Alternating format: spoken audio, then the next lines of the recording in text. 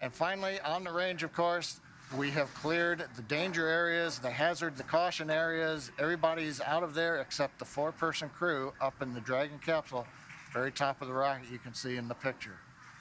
So coming up, T-minus 28 minutes, 30 seconds, everything continuing to look good on Falcon 9 with Dragon for the Axiom-1 mission. Let's take a moment now to get acquainted with the vehicles that you see there on your screen. That's a live view of Falcon 9 with Dragon, our spacecraft on top. Falcon 9 rocket is a rocket, Falcon 9 rocket with the Dragon spacecraft on top. Together stands about 215 feet, which is almost 30 feet taller than the Leaning Tower of Pisa in Italy, which is 183 feet. Falcon 9 is a reusable 2-stage liquid-fueled rocket, which means that it's kind of like 2 rockets in one, the first stage and the second stage. Very cool. So talking a bit about that first stage. The first stage is the bottom 2/3 of the vehicle that you see there. Has that nice patina. It's been reused a little bit. It's covered in soot from a previous mission. That first stage is responsible for accelerating Falcon and Dragon through the Earth's atmosphere and into space. To do that, it has 9 Merlin engines at the bottom of that first stage. Prior to liftoff, the Falcon 9 first stage is loaded up with nearly 1 million pounds of fuel and liquid oxygen. And the Merlin engines on the first stage are optimized for sea level. These achieve 190,000 pounds of thrust during ascent and descent. The first stage accelerates the vehicle through the Earth's atmosphere into space and then separates the rest of the rocket at about 2.5 minutes into flight.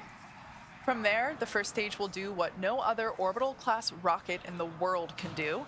It'll make its way back to Earth and target a landing on our drone ship, a shortfall of gravitas, which you see there on your screen.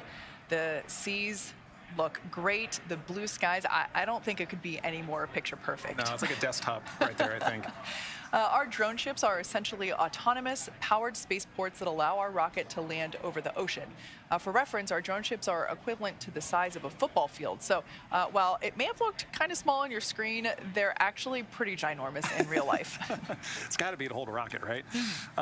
As mentioned previously, Falcon 9 is a 2-stage rocket. It's 2 rockets in one.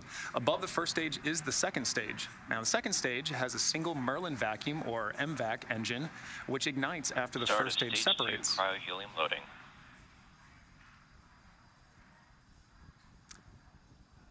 Now, the second stage is essentially a smaller version of the first stage, and whereas the first stage is designed to power the vehicle out of Earth's atmosphere and the forces of gravity, the second stage is specifically designed to operate in the vacuum of space.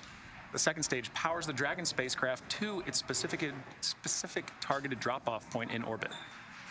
The Dragon spacecraft is capable of carrying up to 7 passengers to and from Earth orbit and beyond. But for today's mission, it is carrying 4 members of the Axiom-1 crew.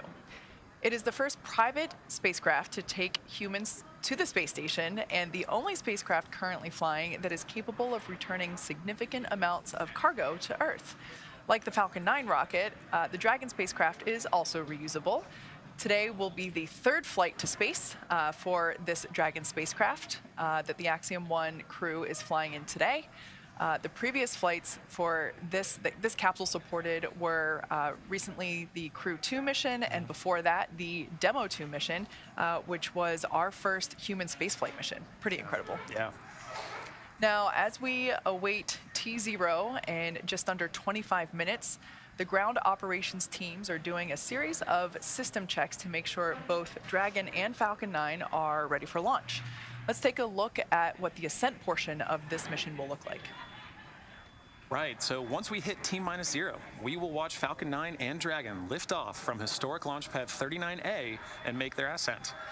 At about 50 seconds into flight, Falcon 9's engines will throttle down to help pass through the period of maximum dynamic pressure on the rocket, or what we typically refer to as max Q. It's worth noting that once we hit max Q, the vehicle will be going supersonic. Once we're through the period of maximum dynamic pressure, we can throttle up our Merlin engines again. From there, at about 2.5 minutes into flight, we have a series of 3 events that happen in rapid succession. The first of which is MECO, or main engine cutoff. This is where all 9 Merlin engines shut off in preparation for stage separation. which, as the name suggests, that is where the first stage detaches from the second stage, with the first stage making its way back to Earth for landing as the second stage continues on its journey with the third event. Right, now SES-1, or Second Engine Start 1, is where the Merlin vacuum engine lights up and propels the second stage, along with our Ax-1 crew, into orbit. As Stage 2 heads towards its targeted drop-off orbit, Stage 1 will execute 2 burns in order to make its way back to Earth. The first stage is the entry burn, where 3 of the Merlin 1D engines will reignite and then shut down. This helps to slow the stage down in preparation for entry back into Earth's atmosphere. While the first stage is heading back to Earth, the second stage will cut off its singular Merlin engine that was ignited right after stage separation. Once this happens, we'll wait for confirmation of good orbital insertion. About 90 seconds after Dragon gets into orbit, Falcon 9 will land back on Earth. The landing burn, which is a single engine burn, will bring the vehicle's speed down rapidly in order to land on the drone ship at about 9.5 minutes into the mission. And while Falcon 9's first stage is landing, Dragon is preparing to separate from the second stage. At about 3 minutes after the second stage gets into orbit, we should have a great view of Dragon with its 4-person crew drifting away from the second stage. Now, once Dragon is a short distance away, it will begin checking out its Draco maneuvering thrusters to make sure Dragon continues to increase separation distance from the second stage. And lastly, the nose cone deploy sequence will initiate just before T plus 12 minutes and finish around T plus 15 minutes. And this sequence will expose Dragon's docking mechanism in advance of its arrival at the International Space Station. So, as you can tell, it's a pretty jam-packed 12 minutes. Yeah, pay attention. Pay close attention to what you're listening to. Don't blink. With all of that in mind, let's head back over to Dan Hewitt for an update from the ISS team over at Johnson Space Center. Dan? Hey, thanks, Kate. Now, inside the room, the International Space Station Flight Control Room, Flight Director Scott Stover is leading the teams right now. But just about 4 hours ago, NASA Flight Director Diane Daly gave a go on behalf of the combined ISS team to the SpaceX mission director, just saying that ISS, or the space station, was go for launch. Now, to get there, we've got a list of flight rules, basically just guidelines for all of the major systems we have to make sure are functioning on board station before we can give a go to launch another crew up there. So we're looking at everything from those core critical command and control computers, verifying we have a good communication path through our tracking and data relay satellites, ensuring that the atmosphere, all of the life support systems on board are functioning, even the mechanical systems like the docking port where this mission is headed. So we're expecting today's flight to be about a 20.5-hour journey from launch to docking, with the Crew Dragon Endeavour headed towards the Node 2 Zenith. That's the space-facing port on the top of Node 2, the Harmony module on board the station. And once they get there, they're going to get welcomed by the Expedition 67 crew, which is made up of 7 individuals right now, 4 from our SpaceX through Crew 3 mission with 3 NASA astronauts and 1 ESA European astronaut. And they're joined by 3 cosmonauts that just arrived on station about 2 weeks ago. Now, so it's going to take them about 20.5 hours to get there. That docking right now is targeted for 11:45 GMT on Saturday. That's 6:45 a.m. here in Houston, 4:45 for the teams over in Hawthorne. And so once they get there, they'll be able to get out of their suits on board the Dragon spacecraft, while the team on board station moves into what's known as the hatch operations. Station Commander Tom Marchand is going to be pressurizing that small area between Dragon and the station hatches, and we expect it to be a little under 2 hours from docking to hatch open, and then we'll welcome the Ax-1 crew on board the space station. So a lot to come with that 20.5-hour journey, but all that's going to start with a launch. So I'll send it back over to Hawthorne as we get into the final phases of the countdown. Back over to you, John.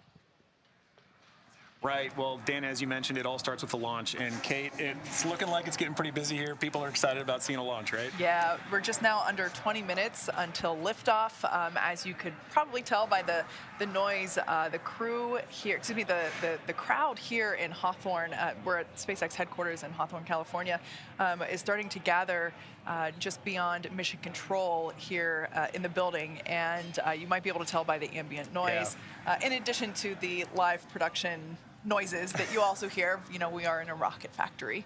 But yeah, you can see there the crowd is starting to grow behind the team there at Hawthorne Mission Control. Now, we saw Dan speaking earlier from Mission Control in Johnson. There is a Mission Control Center in Florida where the SpaceX teams are also gathered in Firing Room 4. And then we have the Mission Control Center here. There's a shot of our Firing Room 4 there in Florida at Cape Canaveral. You can just barely make out Pad 39A there in the distance there through the window. Might be wondering why all the different mission control rooms. The one in Johnson, as Dan was saying, you know, that's really mission control for the International Space Station and those operations. The control room that you see there is for everything leading up to launch. As soon as Falcon 9 lifts off, responsibility and control transfers to Mission Control Center here in Hawthorne. So just a quick explanation for why so many rooms with computers. Exactly. Yeah, and in addition to all the teams gathering here, we've got teams of our own gathering in Houston at Axiom headquarters. You can see there on your screen Axiom Mission Control with the lovely Axiom family behind them looking in proudly. All right, well, you know, Dan mentioned that, you know, first we have launch, then we got rendezvous and docking, and then we've got 8 days of jam-packed activity on the ISS. So busy.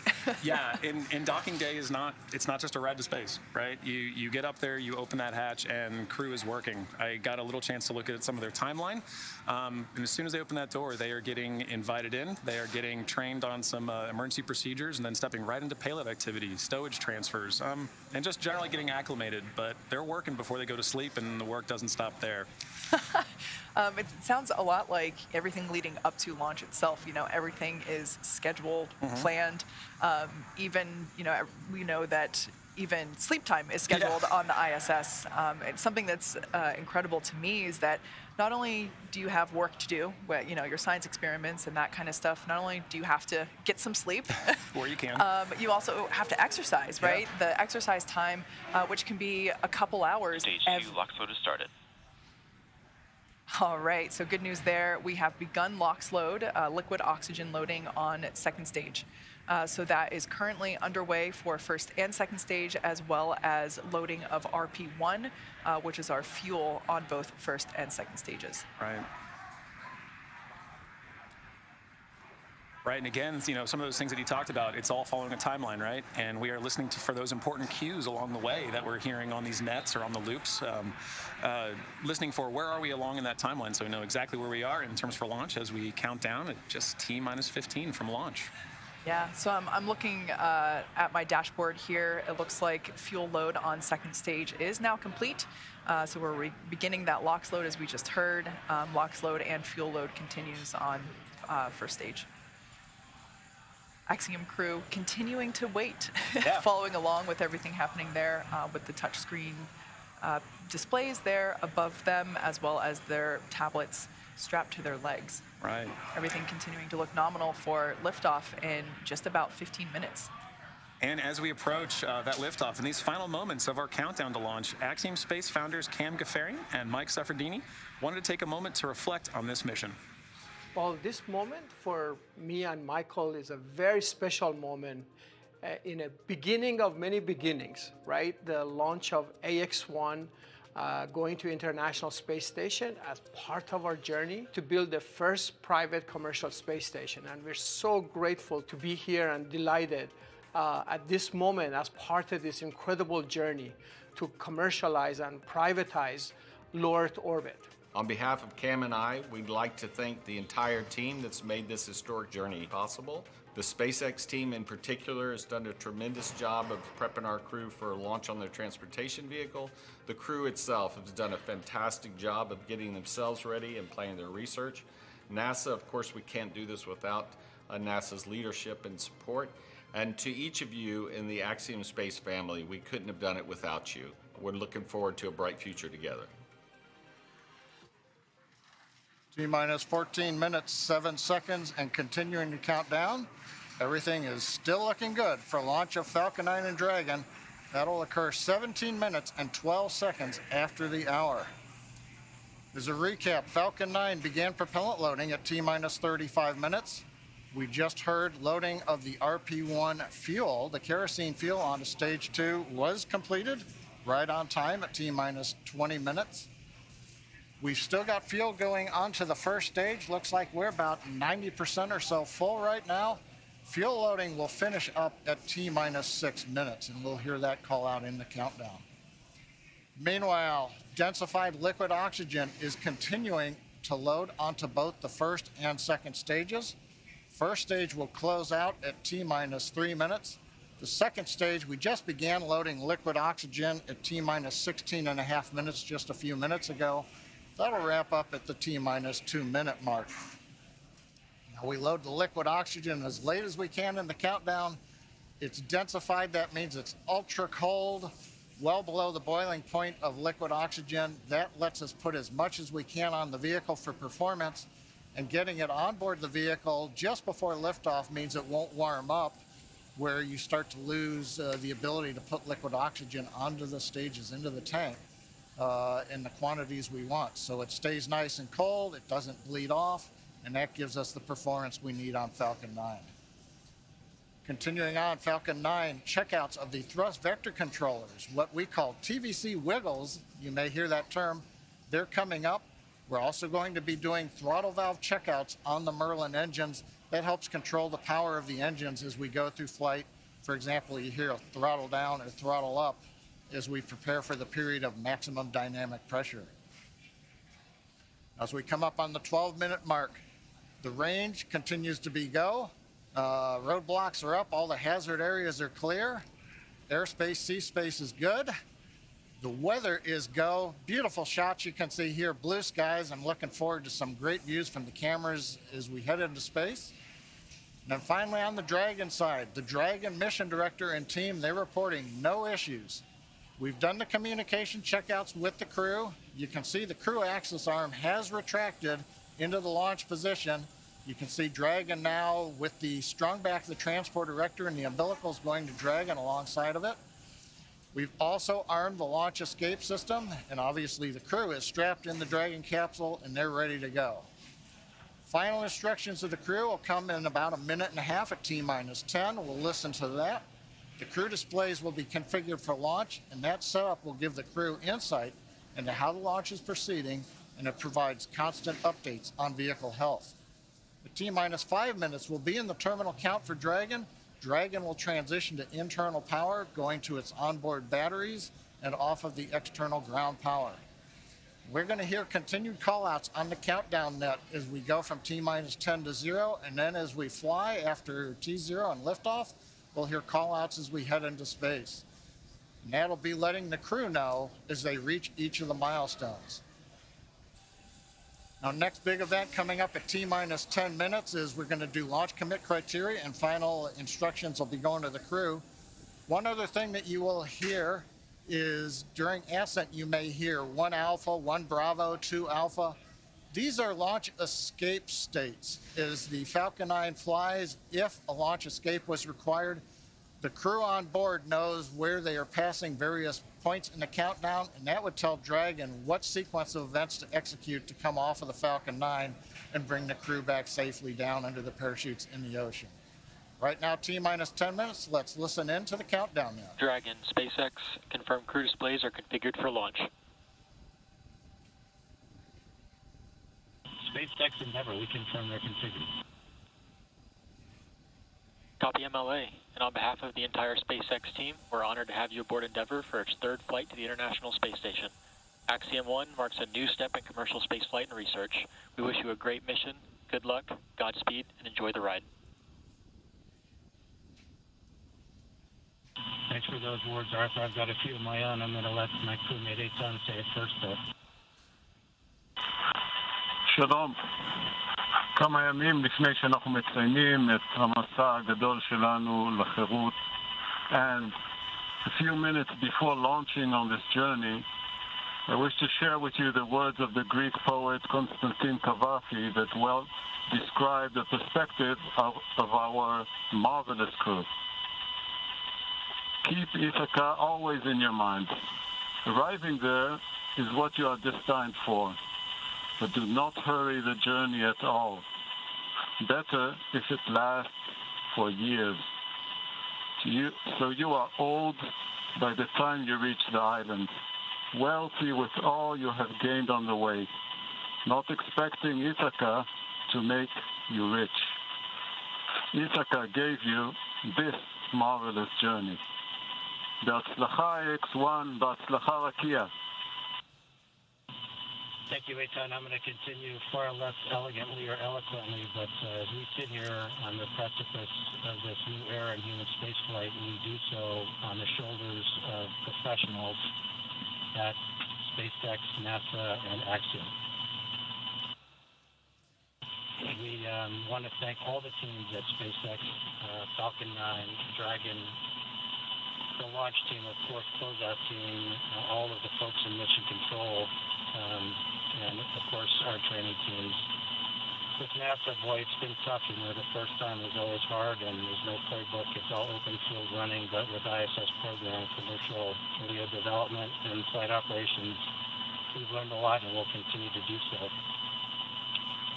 We want to thank Cam and Suf for their vision, but especially all the people at Axiom for putting this mission together with the minor miracles that they perform. All of you, make no mistake, are the men and the women in the arena. Your faces are marred, if metaphorically, by the dust, sweat, and blood, and you strive valiantly. You will have no place with the cold and timid souls who know neither victory nor defeat. The crew of the great ship Endeavour is ready to sail her proudly, Arthur.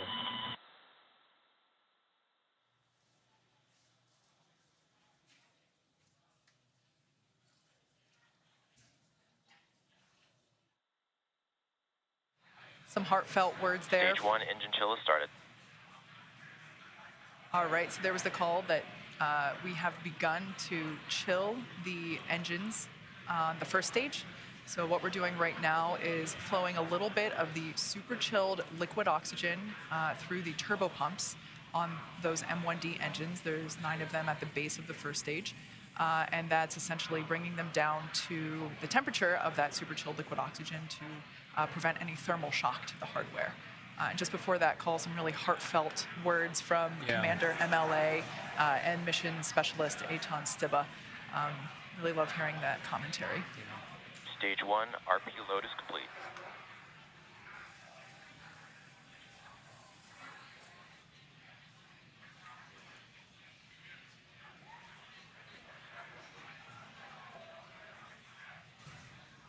At this point in time, fuel is fully loaded on both the first and second stage. LOX loading continues on both stages.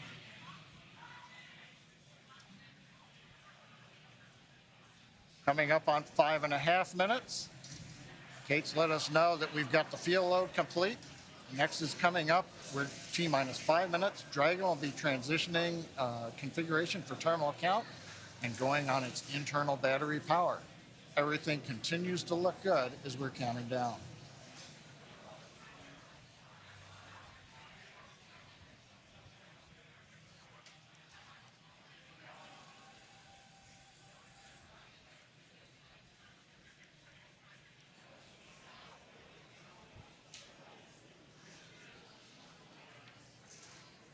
Dragon is in configure for terminal count.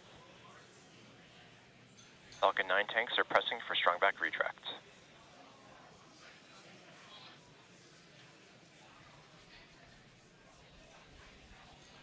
Heard the call out. We're pressurizing the tanks for strongback retract.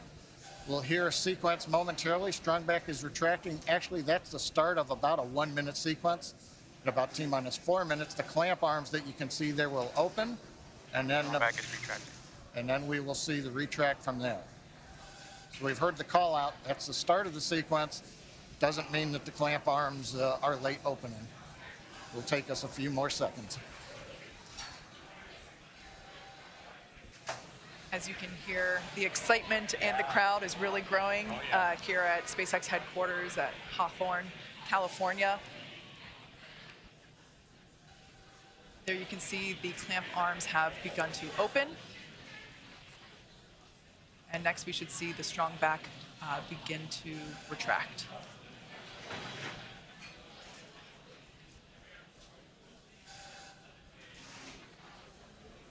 This structure is what we basically use to transport the fully integrated vehicle to and from the hangar to the launch pad.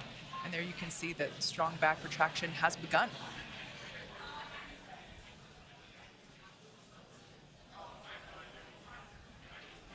Everything continue to look nominal as we're now under 3.5 minutes until launch. RP1 fuel is fully loaded on first and second stage. Should be wrapping up LOX load on the first stage momentarily and continuing to fill on second stage. Stage 1, LOX load is complete.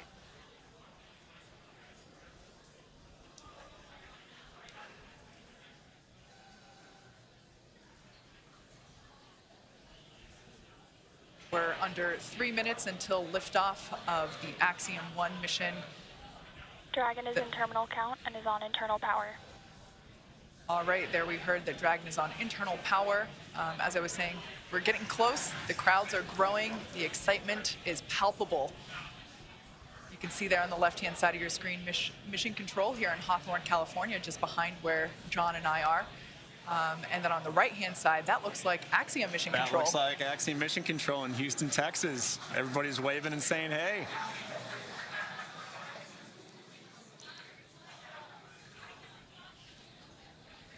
All right, at this point in time, that LOX load on first stage is complete. So the first stage is now fully loaded with all of its propellant.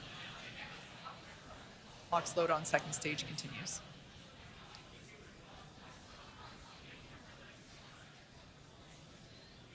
As we've mentioned before, Stage 2, LOX load is complete. All right, so there's that call. At this point in time, Falcon 9 Dragon is in auto idle. Dragon is fully loaded with all of its propellants, nearly 1 million pounds of that propellant. Next event coming Gas up closeout has started. right Expect now, venting. the gas closeouts. We finished pressurizing the storage tanks on board the Falcon 9. They gave the crew the heads up, and they hear some loud venting noises. We're also going to vent down the liquid oxygen line that carried the LOX up to the second stage. Generates a typical large white cloud of condensation around the strong back. Big event coming up now, T-minus 1 minute, all the flight computers take over. Let's listen in to the last minute of terminal count. FTS is armed, Falcon 9 is in startup, and now controlling. Dragon is in countdown.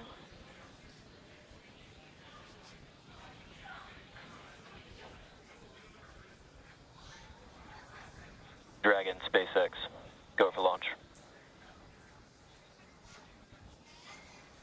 SpaceX Endeavor, we acknowledge, go for launch.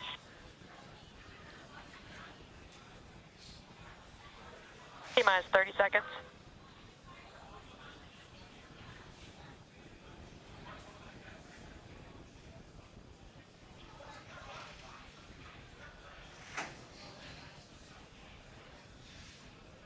T-minus 15 seconds. 10, 9, 8, 7, 6, 5, 4, 3, 2, 1, 0. Ignition. Stop. Go Falcon, go Dragon. Godspeed, Axiom 1.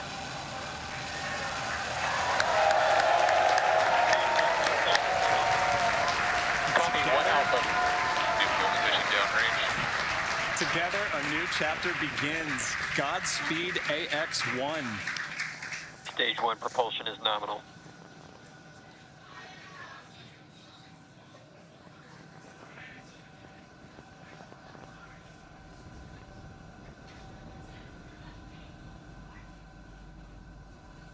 T-plus 38 seconds into this historic mission, flying crew on board Dragon and Falcon 9. Power range telemetry nominal. Stage 1 throttle down. Throttling down in the preparation for max dynamic pressure.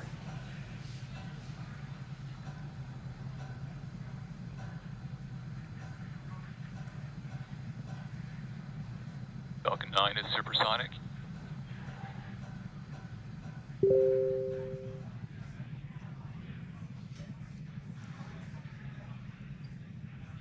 Execute. Stage 1 throttle up. Merlin 1D engines coming back up to power. 1 Bravo. Copy, 1 Bravo. The crew calling out 1 Bravo should a escape situation arise. It tells the Dragon flight computer what profile to fly using the Super Draco engines. But everything is looking good on Falcon 9. We're getting nominal callouts from all the engineers and a great view from the ground camera and the onboard cameras. Invac chill underway.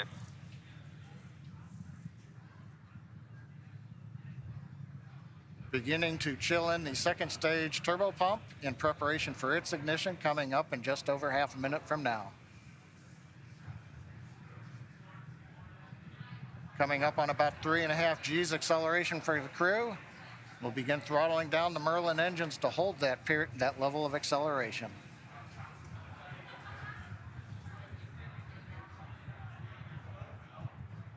Next event coming up, we're going to get main engine cutoff of Stage the 1 9 throttle engines. Get stage separation and ignition of the second stage engine. You've heard the throttle down call out. We're holding 3.5 G's for the crew.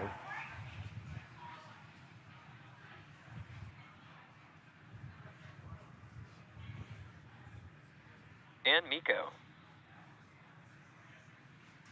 Stage separation stage. Copy, 2 Alpha. Invac ignition.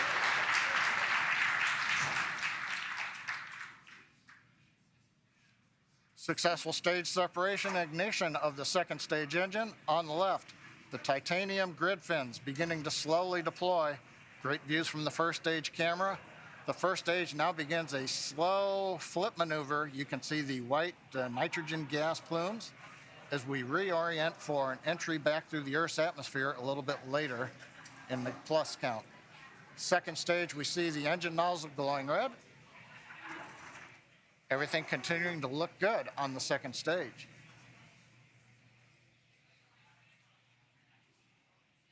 We should be hearing call outs coming up to the crew here shortly on how the trajectory is looking.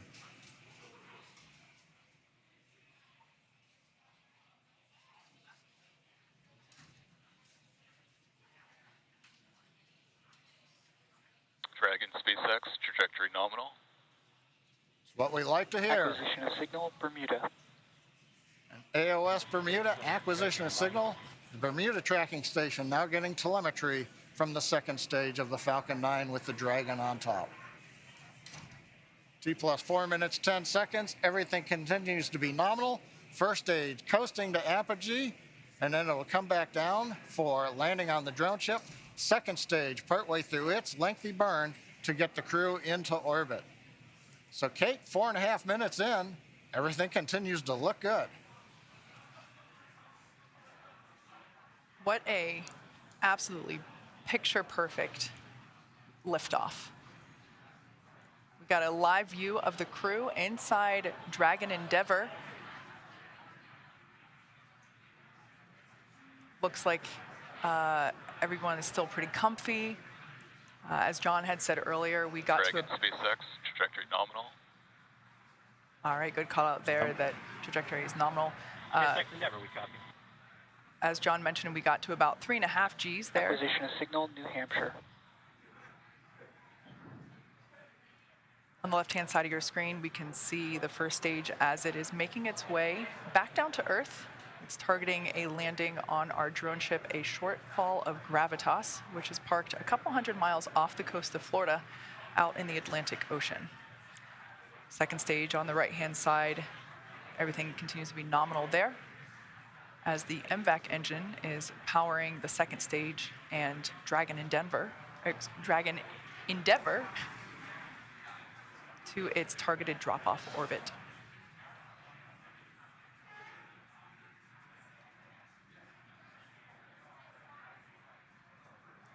Absolutely beautiful views of both the first and second Dragon stages. SpaceX, trajectory nominal. SpaceX Endeavour, we copy. All right, so coming up in about 1.5 minutes, the first stage will execute the first of 2 burns required for today's landing attempt. At about T plus 7 minutes and 30 seconds, we'll see the entry burn begin. That's where the first stage will ignite the center engine first, and then a couple seconds later, ignite 2 more engines, so a total of 3 engine burn, which will last about 29 seconds. The entry burn slows the vehicle down significantly as it re-enters back into the Earth's atmosphere. The first stage sees high drag, which scrubs roughly 70% of that velocity by the time that the landing burn begins. Stunning view where you can see the curvature of the Earth there on the left-hand side. Dragon, SpaceX, trajectory nominal. SpaceX Endeavor, we copy. There you can see the nitrogen gas thrusters. So that's the puff of gas that you see there occasionally. That's used for attitude control systems. We also utilize those grid fins that you see. There are 4 of them placed around the booster. And those grid fins also help steer for a precise landing, either at Stage 1 entry burn startup. Stage 2 flight All right, termination. there we can see that that entry burn has begun. We are targeting a landing on our drone ship, a shortfall of gravitas today. Everything continuing to look nominal with trajectory and MVAC performance there for our second stage on the right-hand side.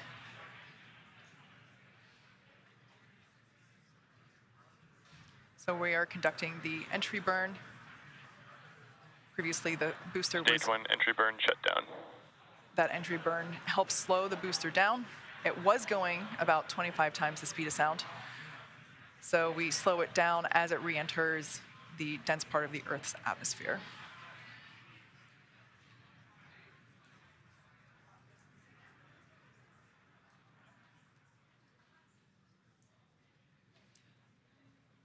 The next event is second engine cutoff, or SECO 1, as you see it there on the timeline at the bottom of your screen. Stage 2 internal guidance. That's where we shut down the MVAC engine, or second engine cutoff. Copy, Shannon. Stage 1 transonic.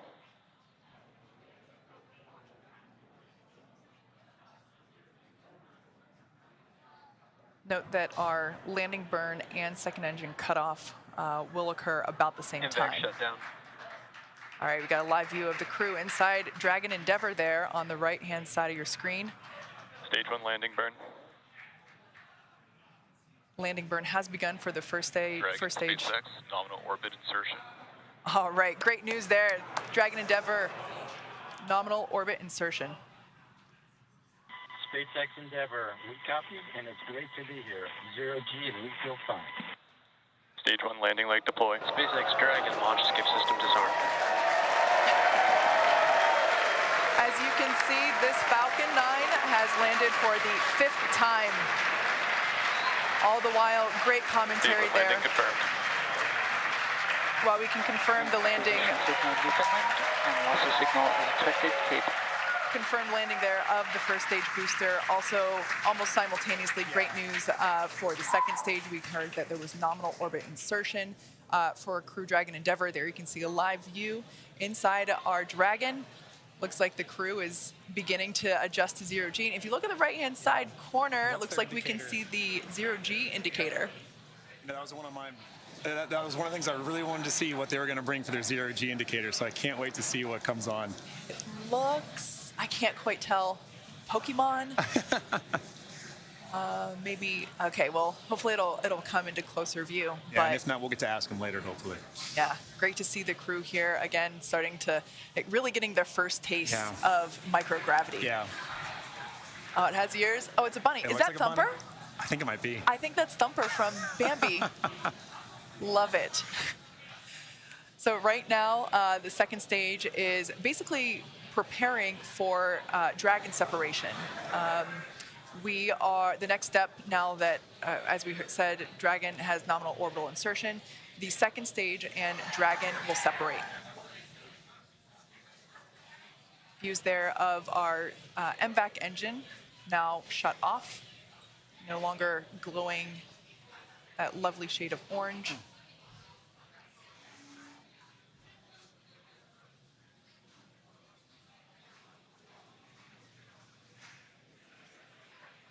Right now, the second stage is about 200 kilometers above Earth.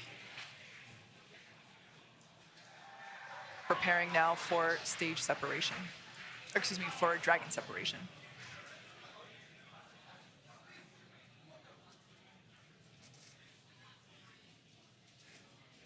For those of you that have just recently joined us, we had an on-time liftoff of the Axiom-1 crew. They are now in space and coming up to separation from second stage, at which point they will then begin to make their journey, continue their journey to the International Space Station.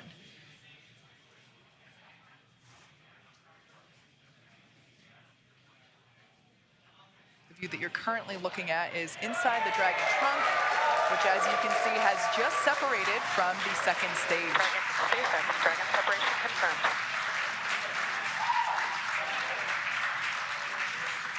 On behalf of the Falcon 9 team, welcome to space. Thanks for flying Falcon 9. You guys enjoy your trip to that wonderful space station in the sky. Do some great research for us. We'll look to see you back here underground. Now stand by for some words from LD. And MLA and the rest of the crew Endeavor, glad we got to have some fun this morning. We'll probably be calling it an early weekend over here at the Cape. Pass you over to Anna and the team. You'll be in good hands. Godspeed, Endeavor. Enjoy the rest of your flight. Cheers. Hey, Mark, it was a lot of fun. I venture to guess we had a little bit more than you did. We thank you and your launch team, Gerst, you and the Falcon 9 team. That was a hell of a ride, and we're looking forward to the next 10 days.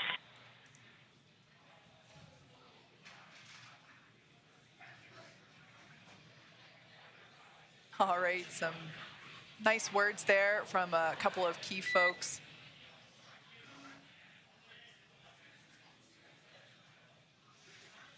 Our first Quindar tone of the mission. Yeah. I queued up right when I heard that. There we can expected loss of signal, Bermuda and New Hampshire. There we can see Dragon Endeavor on its way to the International Space Station. It has separated. There's a view Dragon inside. SpaceX, we had nominal dehumidifier activation and service section Draco checkouts.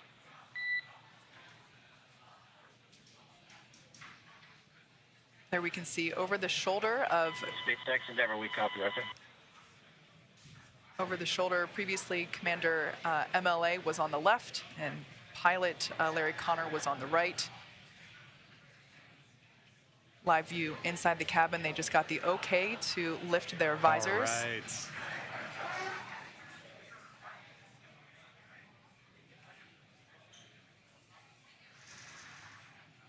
All right.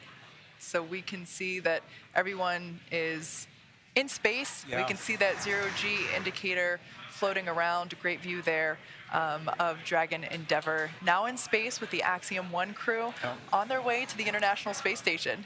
Yeah, I mean, this is a day of firsts. You know, this is my first time getting to participate in a launch like this. This is a first for Axiom. I mean, this is a first for spaceflight. And it's just wonderful to see such a picture-perfect launch. It really was. We saw the landing, and we saw orbital or zero-G insertion at the same time. I mean, that was perfect. Yeah. It was wonderful to see. All right, well, as I just said, today's launch is one for the history books. So to punctuate this milestone that NASA and commercial companies are able to achieve together, we go now to Kennedy Space Center, where Megan Cruz is with NASA's Kathy Leaders. I'm here right now with the Associate Administrator of NASA's Space Operations Mission Director. It's so great to have you here, Kathy. What did you think of the launch? Oh my gosh, it's always like, you know, right in the bottom of my throat. I'm holding, can't breathe. Yes. But what a beautiful, beautiful sight. Yeah. So good to see it. I want to tell everybody working Artemis 1 wet dress, we're off the range. We're off the range for Axiom 1, and we can get moving. But you always want to hear the engine cut off. You always want to hear that second stage engine's lighting. You always want to hear, you know, each of these stages, and we need to just keep carefully working through the different steps to get that crew there to the International Space Station safely. Yeah. What does Axiom 1 represent? Axiom 1 and also future private astronaut missions to the International Space Station. Hey, you know, NASA's original goal was to enable commercial industry. That was actually in our original Space Act agreement. And so here we are, 60 years later, enabling that through our missions. And so I just feel like this is a culmination of 60 years of work for us. And here we are once again getting to see, and for the first time getting to have commercial, private astronauts going to the International Space Station, and they'll get to see what our government, what they're calling professional astronauts doing their real work, but then also getting to do their work too. And it's another place where learning to peacefully work in space, I think, is moving us forward. Yeah, so important. And we just watched Axiom-1 lift off from that launch pad right there behind us. In a couple of weeks, we're going to see Crew 4 launch from that same launch pad. And then just right next to it, Pad 39B, we have NASA's brand new Space Launch System. Can you recall a busier time we've had here at the Space Coast? And how is Kennedy Space Center managing its new role as this multi-user spaceport? So I think somebody else, Bob Cabana had this dream of a multi-user spaceport here. So I think he should be very, very proud of his KSE team, and Janet Petro and her team are obviously leading the way right now, because this is not easy to do. It's not easy to go make sure all of these people have all the capabilities, and are obviously working with our Air Force sister agency there too, and making sure that all these launches get supported in a seamless way. Just an amazing job. Yeah, a lot of juggling that has to happen. Yep. So, I just talked about SLS. We are looking forward to the moon with that launch later this year. Why is it still so important to maintain a presence in low Earth orbit when we're looking towards the moon now? Because we still don't have everything figured out how to do things yet for the moon and Mars. And really, the cheapest place for us to see a differential gravity environment, and for the long term, is still LEO. Yeah. And so we've got to continue to do these long duration flights, keep doing our medical protocols, keep doing our physical protocols, keep testing out our equipment through those long duration missions. It's the only place where we can do that right now. Yeah. And so we still need to be able to have this kind of a test bed for us to be checking out and proving our protocols, our research, our technology, before you go put somebody in a rocket that's going to go to Mars, right? So just like always, we prepare, we get ourselves ready, and a low Earth orbit destination is a perfect place to do that. And again, how does us fostering commercialization efforts in space, how does that free us up to pursue these other dreams that we have as an agency? So, the administrator today in the pre-mission conference, he said, we right now are doing, this is our first step. We're working with a commercial company to have them come to our International Space Station. And we're learning to work together and figuring out how to work together. And this is going to be an important step for us, because moving forward, we would actually like to now be able to buy a ride and time on orbit with a commercial company to be able to have them do that. And so this is the first step of their learning from us and us learning from them. And then in the future, we're going to have space station for another 8 years, but we would like by the early 2030s for us to be flipping the